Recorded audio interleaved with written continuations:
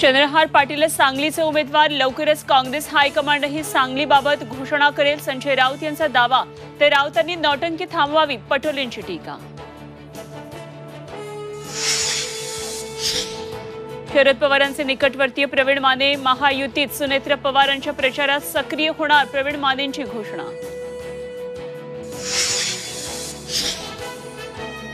कल्याणच्या जागेसाठी शिंदेंनी 5 जणांचा बळी दिला, आदित्य ठाकरेंची मुख्यमंत्र्यांवर टीका।